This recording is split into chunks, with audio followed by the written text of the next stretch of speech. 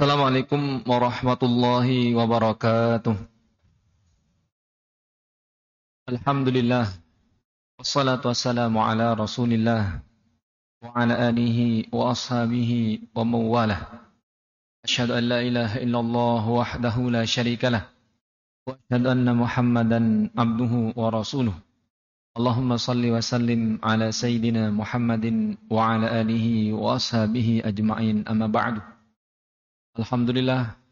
Kita bersyukur kepada Allah Subhanahu wa taala, zat yang maha kaya yang sering dilupakan oleh orang-orang yang ingin kaya.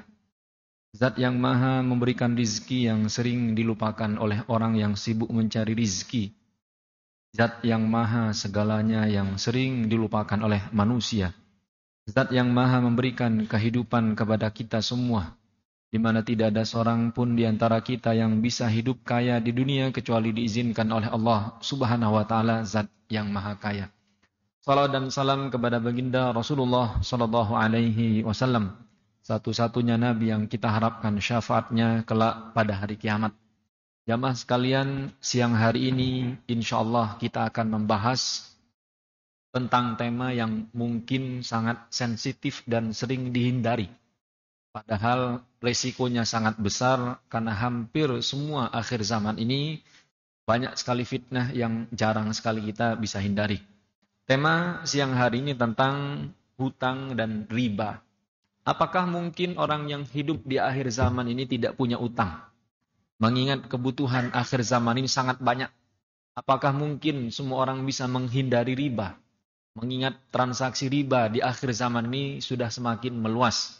Insya Allah inilah yang akan kita bahas pada siang hari ini.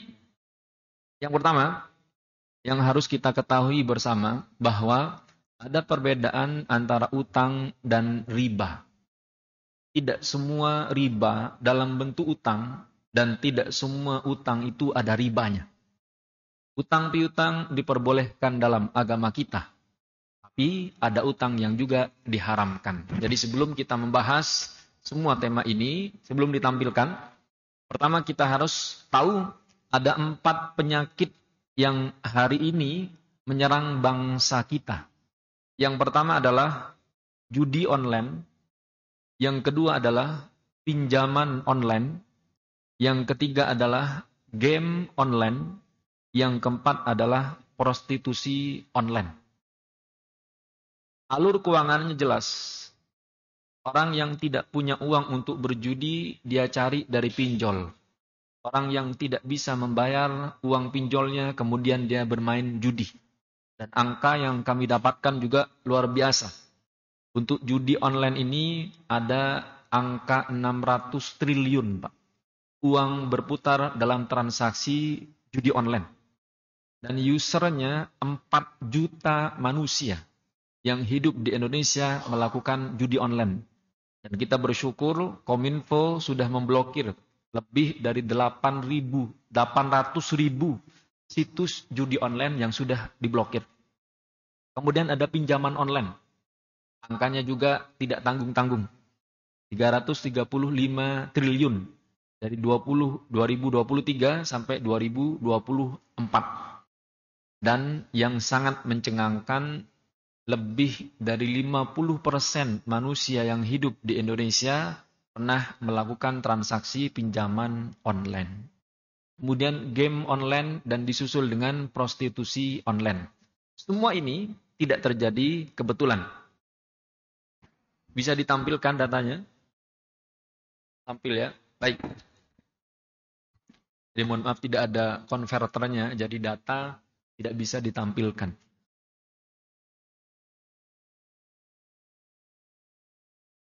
Apa bisa ditampilkan, Pak?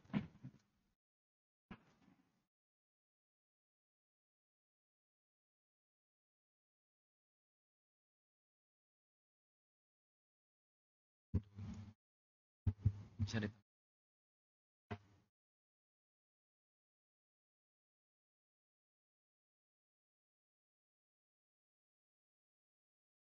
Baik.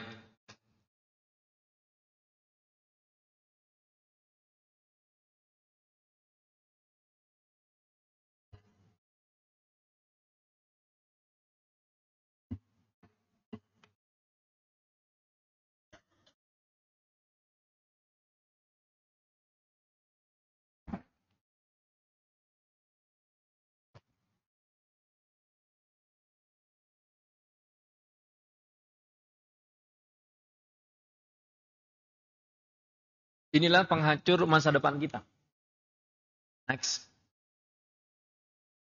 Jadi ada 4 musuh besar yang hari ini sedang kita hadapi. Yang pertama apa? Ada judi online. 600 triliun, Pak. Ini angka yang bukan sedikit. Ada 4 juta user yang hari ini sedang bermain judi online. Dan judi online ini di negara kita sudah lama. Sejak tahun 2003. Sudah banyak orang yang main judi. Ada pinjaman online. 335 triliun. Ada game online. Dan juga ada prostitusi online. Sebagian dari kita tidak kena, alhamdulillah. Sebagian dari kita tidak melakukan judi online, alhamdulillah. Sebagian dari kita tidak kena pinjaman online, alhamdulillah. Anak-anak kita tidak terjerat game online, alhamdulillah. Tapi ingatlah, kita punya tanggung jawab untuk menyelamatkan saudara-saudara kita, sahabat-sahabat kita, tetangga kita, agar tidak terjerat dalam kejahatan yang sama. Ini yang akan kita bahas. Tentu tidak semuanya, karena angkanya sangat besar. Bapak Ibu sekalian, kami sering mengadakan acara. Baik di masjid atau di kantor-kantor, yang terjerat pinjaman online ini sangat banyak. Yang terjerat judi online ini sangat banyak. Hanya saja mereka tertutup. Dan sebagian besar dari mereka tidak mau mengaku. Kenapa? Karena malu dengan penampilannya.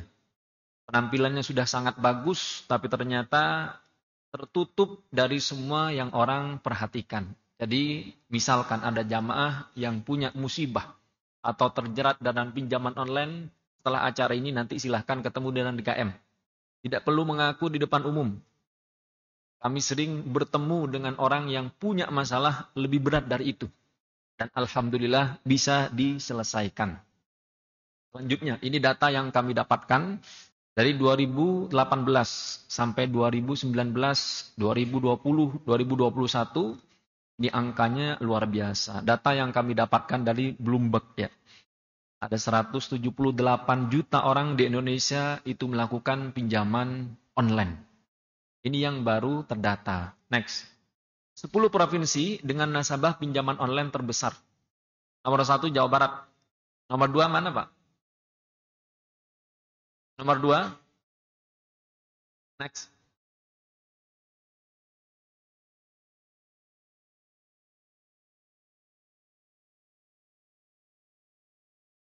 Nomor 2, DKI Jakarta. Angkanya juga luar biasa, ada 3 juta orang yang terjerat pinjaman online. Selanjutnya.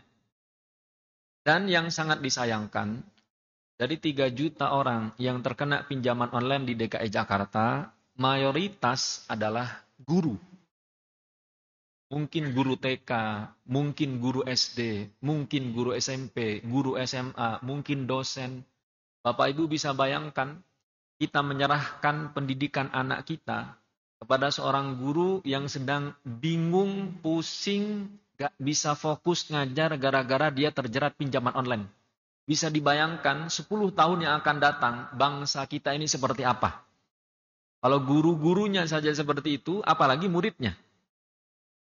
Nah, maka kita harus tahu, dalam agama ini utang piutang sudah diatur rapi.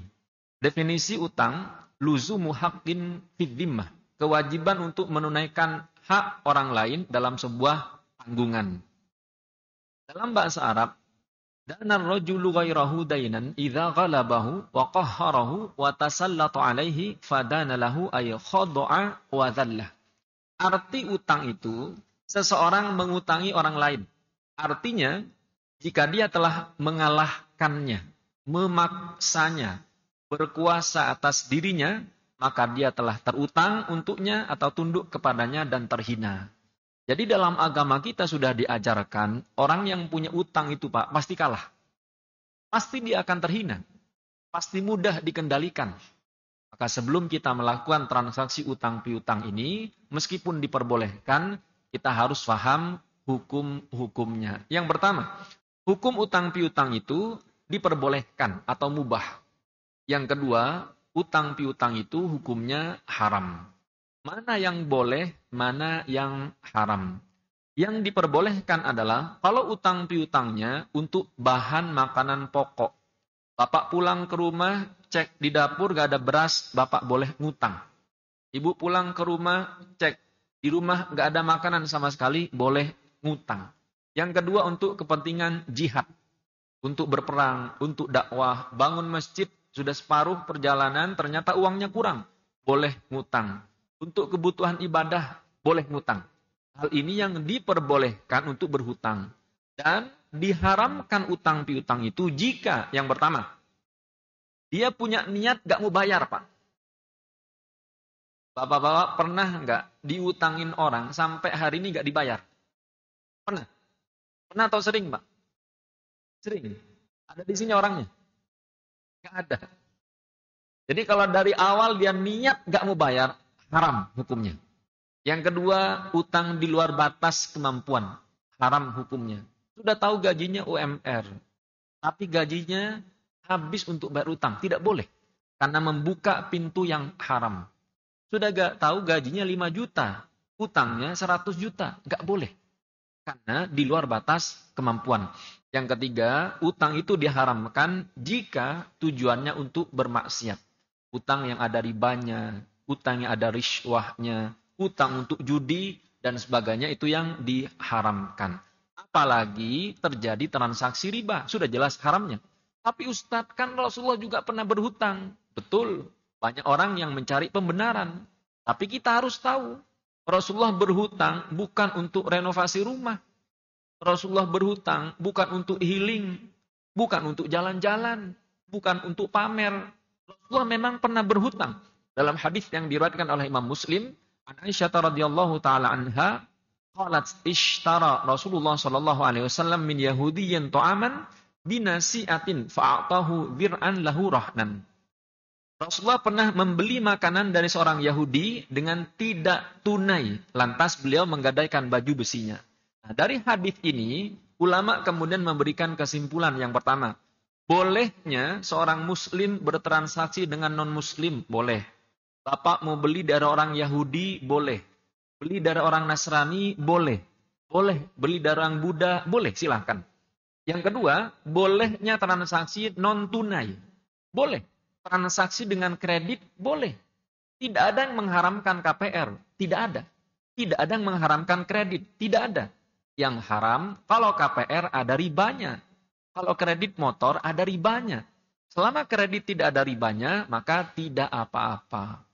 Kemudian yang ketiga, kesederhanaan Rasulullah Shallallahu Alaihi Wasallam sebagai seorang pemimpin. Beliau adalah pimpinan kaum muslimin sedunia saat itu. Bukan hanya sebuah negara. Bukan hanya di Mekah, Madinah. Bukan hanya di Jazirah Arab. Sedunia pemimpinnya adalah Rasulullah SAW. Kalau beliau mau, beliau bisa ambil di Baitul Mal. Baitul Mal ini kalau hari ini adalah Basnas. Basnas itu duitnya banyak, Pak. Ratusan miliar. Kalau Rasulullah mau, Rasulullah bisa ambil. Tapi Rasulullah tidak melakukan itu. Kemudian yang keempat, tanggung jawab seorang suami kepada istri dan anak-anaknya. Kalau utang tidak ada ribanya, boleh. Yang diharamkan kalau utang itu ada ribanya. Apa itu riba? Ma yuzadu ala aslil bait awid dain min malin duna haqqin aw ma yuzadu ba'da muddatin muayyanah minal waqti bila muqabil. Riba itu uang yang ditambahkan atas pokok akad atau pokok utang dengan cara yang batil atau uang yang ditambahkan setelah masa tertentu tanpa adanya kompensasi. Lebih simpelnya adalah setiap transaksi utang piutang yang menghasilkan keuntungan adalah riba. Si A berhutang kepada si B 1 juta. Kalau utang 1 juta, Pak, seharusnya dikembalikan berapa?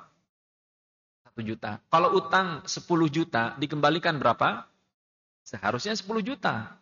Kalau kita ngutangin saudara kita 1 juta, harusnya saudara kita mulangin berapa? Kalau ada kelebihan, boleh atau tidak? Boleh atau tidak? Kalau ada kawan kita, ngutangin kita 1 juta, janji bulan depan kita akan bayar, bulan depan kita bayar berapa? Sejumlah yang kita terima. Kalau ada lebihnya, itu yang disebut dengan riba. Riba hukumnya haram. Semua agama samawi yang 4 mengharamkan riba. Bukan hanya Islam. Bukan hanya Nasrani, Bahkan Yahudi pun mengharamkan riba. Jadi kalau ngerasa, gerah Ustadz, di Islam ini terlalu banyak aturan. Pindah ke Nasrani, juga haram Pak. Pindah ke Yahudi, orang Yahudi pun mengharamkan riba. Jadi semua agama mengharamkan riba. Contoh, ini yang banyak kami dapatkan. Ada seorang WA ke saya Pak. Dia punya pinjaman online 140 juta dalam kondisi gak punya kerjaan. Bukan karyawan. Bukan pengusaha. Utangnya berapa? 2 juta. Ini satu titik. Berapa yang dia terima? Yang diterima berapa? 1.250.000. Berapa yang harus dia bayarkan? 2.405.600. Ada bunganya atau tidak? Ada bunganya. Hukumnya apa? Halal atau haram? Haram. Ada orang pinjol 2.350.000. Berapa yang dia dapatkan? 1.505.000. Berapa yang harus dia bayarkan? 2.755.000. Gak punya kerjaan, gak punya bisnis, utang pinjolnya 140 juta Pak. Kita tanya untuk apa? Buat jalan-jalan Ustaz. Buat nongkrong di kafe. Buat beli jam tangan. Buat beli baju. Buat upgrade gadget. Gak ada manfaatnya. Dan semua itu mudah didapatkan. Jadi kalau misalkan ada yang terjerat pinjol, segera selesaikan Pak. Orang terkena pinjol ini biasanya tertutup. Tiba-tiba sudah bunuh diri. Ada yang seperti itu? Ada. Sering kami adakan kajian di Bogor, kita absen. Adakah jamaah yang membunuh diri? Ada yang ngacung 7 orang, Pak. Jadi yang kena pinjol ini banyak. Cuma rata-rata tertutup. Kenapa? Malu. Kata Rasulullah SAW, La tukhifu anfusakum ba'd amniha. Qalu wa madza ya Rasulullah? Qala ad-dain. Jangan kalian meneror diri kalian sendiri, padahal sebelumnya kalian dalam keadaan aman. Para sahabat bertanya, apakah itu wahai Rasulullah? Rasulullah menjawab, itulah utang. Sebelum punya utang, orang tenang hidupnya Pak. Makannya enak, tidurnya nyenyak. Jam 9, jam 10, sudah ngantuk, sudah bisa tidur. Kapan itu? Sebelum dia punya utang. Sebelum banyak cicilan. Sebelum dapat pinjol. Dulu. Sebelum dia melakukan utang piutang. Kalau sudah terjadi seperti apa? Banyak yang akan menteror dia. Kenapa dia merasa terteror? Yang pertama, kata Rasulullah, jangan meneror diri kalian. Hilang ketenangannya. Yang kedua, bertambah beban pikirannya. Yang ketiga, hilang kehormatannya. Yang keempat, ditagih debt collector. Kalau sudah debt collector masuk ke rumah, atau orang-orang sekitarnya sudah tahu bahwa kita punya utang, malu Pak. Oh ternyata di balik mobilnya yang mewah banyak utangnya. Oh ternyata di bawah rumahnya yang megah ternyata banyak cicilannya. Maka jangan terlalu silau dengan penampilan orang lain. Karena kita tidak tahu betapa berat mereka bayar cicilan setiap bulannya. Maka kalau sudah terjadi, datanglah debt collector. Ini terjadi. Kita pernah ada kajian di Jakarta Utara. Ada seorang jamaah perempuan. Ternyata Pak, ketika seseorang mengajukan pinjol, semua data yang ada di handphonenya akan diambil. Ketika Bapak Ibu akan mengajukan pinjol, di akhirnya itu ada approval-nya. Bolehkah aplikasi ini mengakses semua data yang ada di handphone Anda? Kalau Bapak tidak, maka kembali ke aplikasi semula.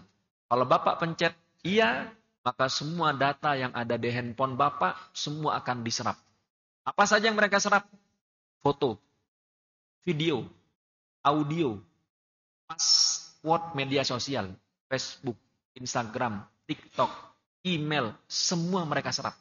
Maka jamaah itu diambil Facebooknya. Mukanya, muka dia, tapi tubuhnya sudah telanjang, Pak. Akhirnya merasa terteror. Belum lagi kalau telat bayar cicilan. Mungkin bapak-bapak pernah ya dapat WA atau dapat SMS yang menginformasikan, tolong sampaikan kepada si A agar segera membayar utangnya. Pernah atau tidak, Pak? Pernah ya? Itu informasi kadang dalam bentuk flyer. Kemudian yang perempuan dijual, na'udzubillah min dzalik. Ini terjadi. Na'udzubillah min dzalik. Kami pernah mengadakan acara di Lampung. Ada salah satu peserta mahasiswi. Utang pinjolnya 14 juta, Pak. Na'udzubillah. Semoga tidak terjadi kepada kita. Dia ngaku jual dirinya untuk membayar utang pinjolnya. Orang tuanya nggak tahu. Jadi kalau bapak-bapak punya anak gadis, hari ini sedang kuliah di luar kota, perhatikan semua kebutuhannya. Sampaikan kepada anak-anaknya, nak, kalau butuh sesuatu, kasih tahu bapak. Jangan ngutang, jangan sampai pinjol. Na'udzubillah min dzalik, khawatir terjadi sesuatu yang sama. Nah, apakah semua itu terjadi kebetulan? Tidak kebetulan. Karena Allah mengatakan dalam Al-Quran, ma asabaka min hasanatin faminallah, wa ma asabaka min sayyiatin famin nafsik. Semua nikmat yang kamu dapatkan bersumber dari Allah. Dan semua musibah yang menimpamu adalah akibat dari dosa yang kamu lakukan. Jadi semua yang tidak enak, Pak, itu sumbernya dari dosa kita. Semua nikmat sumbernya dari Allah Subhanahu wa ta'ala. Ini yang perlu kita perhatikan. Yang pertama, ma asabaka min hasanatin faminallah wa ma asabaka min sayyiatin famin nafsik. Musibah itu ada 3 makna. Yang pertama adalah tasdidul hadaf, tepat sasaran. Yang kedua, al-islahu wa tashih, koreksi dan perbaikan. Yang ketiga adalah penyembuhan dari penyakit. Singkat, semua orang yang terkena musibah itu sudah lama ditarget oleh Allah Subhanahu wa ta'ala. Orang yang hari ini sakit gak sembuh. Orang yang hari ini punya utang gak lunas. Orang yang hari ini dikejar-kejar debt collector. Orang yang hari ini punya masalah. Semua musibah itu sudah ditakdirkan oleh Allah Subhanahu wa ta'ala. Tinggal kita tanya diri kita sendiri. Musibah Anda itu ujian atau azab? Kira-kira, Pak, kalau kita kena musibah, itu ujian atau azab? Orang yang hari ini punya utang, ujian atau azab? Ujian atau azab? Orang yang hari ini sakit, ujian atau azab? Ujian atau azab? Ujian. Bapak usaha nih, ketipu orang. Ujian atau azab? Ujian atau azab? Baik. Kita akan bedakan mana yang ujian, mana yang azab. Agar kita tidak mudah menyalahkan Allah ketika mendapat musibah. Tanda ujian itu ada 4. Yang pertama, ujian terjadi saat kita rajin ibadah. Bapak lagi rajin-rajinnya sholat berjamaah. Tiba-tiba sakit, ujian. Bapak lagi rajin-rajinnya sholat tahajud. Usaha bangkrut ditipu orang, ujian. Bapak lagi rajin-rajinnya dakwah. Kemudian, usaha yang sudah selesai gak dibayar sama vendornya. Itu ujian. Sabar menerima, hanya mengeluh kepada Allah untuk menaikkan derajat. Adapun azab terjadi saat kita maksiat. Kalau ditipu orang, kalau pekerjaan tidak dibayar, kalau tiba-tiba sakit, terjadi ketika banyak maksiat, itu bukan ujian, itu adalah azab. Tiba-tiba banyak utang, aset nggak ada, utang banyak. Dalam kondisi sholat subuh sering telat. Dalam kondisi tidak berbakti kepada orang tua. Dalam kondisi banyak melakukan kemaksiatan yang disembunyikan. Semua itu bukan ujian, itu adalah azab. Maka sebelum menyalahkan keadaan, ada baiknya kita koreksi. Apakah utang ini ujian atau azab? Apakah sakit ini ujian atau azab? Karena treatmentnya berbeda. Kalau orang pusing, jangan minum obat mincret, Pak. Kalau sakit perut, jangan minum obat sakit kepala. Begitu juga, kalau dia kena ujian, jangan pakai treatment azab. Kalau dia diazab, jangan mengatakan diuji. Solusinya nggak akan dapat. Nah, ini yang perlu kita perbaiki. Kenapa orang itu punya utang? Ada sebab. Yang pertama, individual, sosial. Dan ini insya Allah Bapak Ibu sudah paham semua. Kenapa kita punya utang? Kenapa utang nggak lunas-lunas? Kenapa selama bekerja 10 tahun kredit gak lunas-lunas? Kenapa KPR gak beres-beres? Pasti ada sebabnya. Ada sebab individual, ada sebab sosial. Tapi yang akan kita bahas nomor 3. Karena waktu terbatas, yaitu sebab spiritual. Ibadahnya kurang. Pelit dan punya dosa masa lalu. Inilah yang menyebabkan orang banyak utang. Nah, maka kita evaluasi. Kalau mengatakan, Ustadz kan kita utang ini untuk self reward. Kita ini punya kendaraan, kita ini punya rumah tempat tinggal, itu wajar. Nah, maka kita evaluasi. Apakah self reward ini sudah betul atau hanya pembenaran? Ketika kita membeli sesuatu di luar batas kemampuan kita, atau membeli sesuatu yang tidak penting, atau suka memposting barang pribadi, atau sedih dengan pencapaian orang, atau menyimpan dendam. Oh, jangan-jangan ini bukan self-reward. Ini hanya pembenaran dari kesalahan kita. Jadi kita evaluasi sebelum kita menyalahkan keadaan. Sebab orang punya utang, secara spiritual ada pengaruhnya. Kata Muhammad bin Sirin rahimahullah, beliau mengatakan, sungguh aku mengetahui dampak dosaku dahulu yang menyebabkan aku hari ini punya utang. Jadi kalau kita punya dosa masa lalu, ada kemungkinan kita akan punya utang. Dan ini terjadi kepada banyak orang. Dosa yang mana Ustadz? Dosa yang tampak atau dosa yang tidak tampak? Kalau kita evaluasi, manusia hari ini memuji kita karena dosa kita ditutupi. Itu saja Pak. Kenapa kita memuji atasan kita? Kita nggak tahu dosa atasan kita. Kenapa atasan memuji kita? Karena atasan nggak tahu dosa kita. Kenapa tetangga memuji kita? Tetangga nggak tahu dosa kita.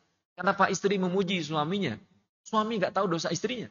Dosa yang tidak tampak inilah yang ingin dihapus oleh Allah Subhanahu wa taala dengan cara apa? Dengan cara memberikan musibah. Orang tidak tahu. Kalau salah seorang di antara kita mungkin durhaka kepada orang tua, menyimpan dendam, sombong, bohong, ria, riba, narkoba, tidak sholat, pelit, terempam rental, selingkuh, judi, korupsi, gibah. Gak ada yang tahu. Karena mereka tidak tahu, mereka memuji kita. Pertanyaannya, apakah kita memang layak dipuji? Sama sekali tidak. Kita dipuji karena dosa-dosa kita diampuni. Nah, inilah dampak buruk ketika orang punya utang. Yang pertama, utang itu membuat orang ketagihan. Buktinya apa? Angkanya meningkat. Buktinya apa? Kesulitan mengatur finansial. Buktinya apa? Utang itu melalaikan. Dulu takut, sekarang ketagihan. Kami ada seorang kawan di Semarang, Pak. Pertama kali berhutang, dia bilang cuma 300 juta, Ustaz. Pertama kali berhutang cuma 300 juta. Sekarang Bapak tahu utangnya berapa? 390 miliar. Ketagihan, Pak.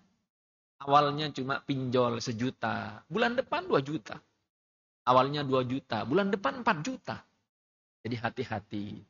Jangan terpengaruh dengan penampilan orang lain. Dampak buruk yang kedua, orang yang punya utang, menambah beban hidup. Bahkan gaji guru-guru sampai minus, Pak. Na'udzubillah minta. Sampai gadaikan SK di Lampung. Na'udzubillah minta. Kita pernah mengadakan acara di Pekanbaru. Di Pekanbaru, Pak. Ini saya sharing ya. Ada seorang perempuan PNS menikah dengan seorang swasta. Pengen pernikahannya wah. Ngutang 300 juta. Menggadaikan SK-nya. Qadarallah, belum lunas cicilannya, sudah bubar rumah tangganya. Bercerai.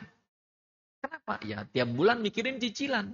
Padahal kalau dia nikah ala kadarnya, 300 juta mungkin bisa dapat rumah. Tidak perlu untuk sesuatu yang membebani hidup kita. Maka evaluasi. Di mana kebahagiaan kita?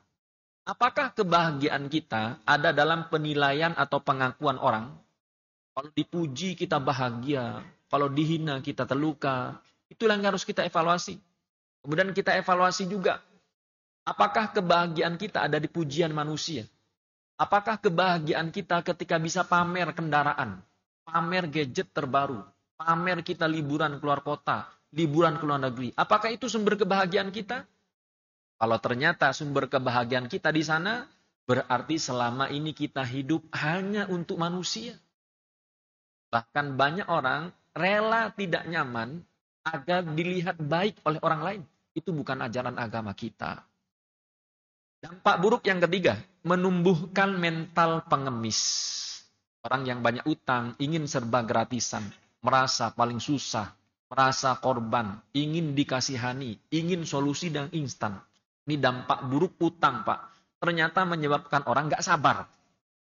Kenapa? Seharusnya dia belum bisa beli barang itu. Cuma kan dia paksa karena utang, dia kredit, dia cicil dan sebagainya. Akhirnya ketika ada musibah, dia juga pengen solusinya instan. Kemudian yang keempat, dampak buruk orang yang banyak utang adalah mitomania, suka berbohong. Perkataannya, perbuatannya, penampilannya, hati-hati. Banyak orang hari ini penampilannya lebih bagus daripada penghasilannya. Harus kita bisa bedakan mana owning, mana performing. Mana yang kita miliki, mana yang harus kita tampakkan. Saya pernah ketemu Pak, sama seseorang di Jakarta Timur. Utang pinjolnya 1,5 miliar. Bajunya bagus. Jamnya bagus. Handphonenya bagus. Mobilnya masih bagus. Masih pakai Pajero Pak. Tapi utangnya 1,5 miliar. Bingung. Dia punya titik utang 33 pinjol. Berat. Orang taunya dia kaya. Orang nggak tahu bagaimana dia pusing mikirin cicilan tiap bulan. Maka perhatikan apa yang harus kita tampilkan, tidak harus dibesar-besarkan. Jadi harus kita bedakan mana yang harus kita tampilkan, mana yang harus tidak kita tampilkan. Kemudian sebab yang kelima, orang yang banyak utang mudah sakit. Kalau punya kawan sedikit-sedikit masuk angin, sedikit-sedikit minta kerokin, sedikit-sedikit pusing, sedikit-sedikit muntaber, hati-hati. Mungkin bukan fisiknya yang sakit, tapi dompetnya yang sakit. Kemudian yang keenam, dampak buruk orang yang banyak utang, hilang kemesraan. Bapak mungkin pernah nonton berita, ada seorang istri membakar hidup-hidup suaminya. Kenapa? Karena utang. Jadi kalau suaminya banyak utang, hati-hati Pak. Takut dibakar sama istri. Nah, kemudian dampak yang ketujuh, terhina di siang hari. Negative thinking. Suuzon, buruk sangka, sensitif, mudah tersinggung, merasa tidak punya teman, kurang percaya diri, menghindari keramaian. Ini dampak buruk yang ketujuh. Dampak buruk yang kedelapan, gelisah di malam hari, insomnia, gak bisa tidur. Kalaupun tidur tidak nyenyak. Kalaupun tidur mimpi buruk, mimpi terjatuh dari tempat yang tinggi, mimpi dikejar-kejar hewan buas, mimpi dikejar-kejar debt collector, sulit lepas dari gadget. Ini dampak buruk ke-8 orang yang banyak utang. Yang ke-9, membuka pintu kriminal. Motif istri bunuh suami dan anak tiri karena utang 10 miliar. Terlilit utang seorang guru nekat merampok. Gurunya ngerampok Pak, gimana muridnya? Jadi hati-hati, tidak semua yang orang lain punya harus kita punya, enggak semuanya. Tetangga punya mobil, enggak apa-apa mobil tetangga, enggak harus kita punya. Tetangga renovasi rumah, enggak harus kita renovasi rumah. Kalau mampu silahkan, kalau belum mampu nabung dulu. Nah, bahaya utang ini kata Umar Ibn Khattab, iyyakum baddain fa inna awwalahu harbun wa inna awwalahu hammun wa akhiruhu harbun. Jauhilah oleh kalian utang, karena awalnya adalah kegelisahan dan akhirnya adalah peperangan. Banyak saudara bertikai dengan saudara karena banyak utang. Banyak anak bertikai dengan bapak karena utang. Maka dampak buruk yang ke-10 yang terakhir, orang yang punya utang bunuh diri. Satpam OJK bunuh diri, diduga terlilit utang 22 juta. Ini satpamnya Pak, bunuh diri. Kasus bunuh diri ternyata dilandasi oleh utang 8,9 miliar. Banyak. Orang yang membunuh diri banyak. Saya ketemu dengan orang yang membunuh diri banyak. Ada orang yang sudah beli Wipol. Sudah mau diminum nggak jadi. Ada orang yang sudah beli Baygon. Sudah diaduk Pak. Saya bilang Ustaz, saya sudah beli Baygon 2 kali. Pertama nggak jadi. Kedua, dia sudah aduk baygonnya, dia sudah mau minum, karyawannya turun. Gak jadi. Dia bilang, kalau saya mati, nanti karyawan saya siapa yang gaji? Gak jadi. Di banyak sekali orang yang mau bunuh diri gara-gara utang piutang. Nah, sekarang solusinya gimana? Terakhir, segera bertaubat. Bahwa semua yang riba itu haram. Gak mungkin kaya dengan cara riba. Kata Rasulullah, ma ahadun aktsara minar riba illa kana aqibatu amrihi ila qillah. Tidaklah ada seseorang yang ingin kaya dengan cara riba kecuali pasti bangkrut, pasti berantakan. Yang kedua, temukan akar permasalahannya. Apakah memang harus berhutang? Atau karena tidak enak dilihat tetangga?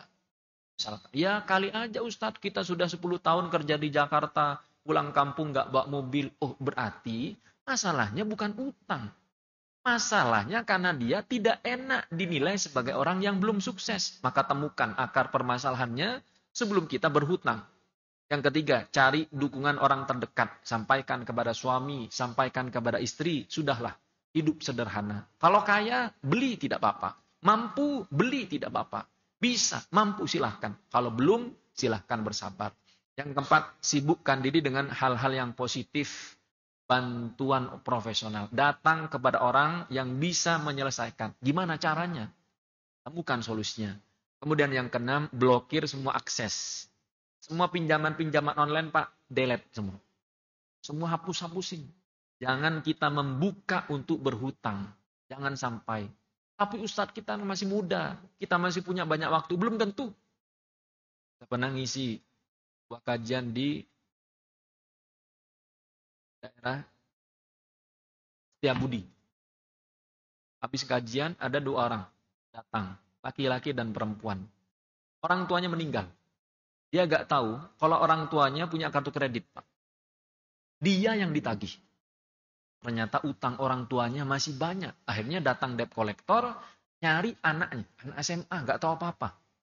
Maka sebelum kita berhutang, pikirkan masa depan anak kita. Kemudian dukungan pemerintah yang paling penting. Gak mungkin ada judi yang uangnya berputang 600 triliun pemerintah gak tahu, gak mungkin. Gak mungkin ada pinjol 335 triliun pemerintah gak tahu, gak mungkin. Gak mungkin OJK menerbitkan izin untuk peer-to-peer lending 104 perusahaan, pemerintah gak tahu, gak mungkin. Pasti pemerintah tahu. Maka kita doakan pemerintah kita. Kata Rasulullah SAW, sinfani min ahlin nar lam arahuma. Ada 2 calon penghuni neraka yang aku tidak pernah melihatnya. Rasulullah selama hidup gak pernah melihat 2 orang ini, Pak. Tapi orang ini akan hidup di akhir zaman. Siapa 2 golongan ini? Yang pertama adalah rijalun ma'ahum siyaq ka'adna bil baqar yadribu nabihan nas. Orang yang punya cambuk untuk membantu orang lain. Kata ulama, siapa ini? Pemerintah yang zalim kepada rakyat. Yang jadi backingan. Yang jadi penguasa. Ini yang berat, nanti tanggung jawabnya. Kemudian yang kedua, perempuan yang berpakaian tapi telanjang. Allah Ta'ala alam bisawab. Inilah Bapak Ibu yang bisa kita pelajari pada siang hari ini. Sebelum ditutup, jika ada pertanyaan kami persilahkan.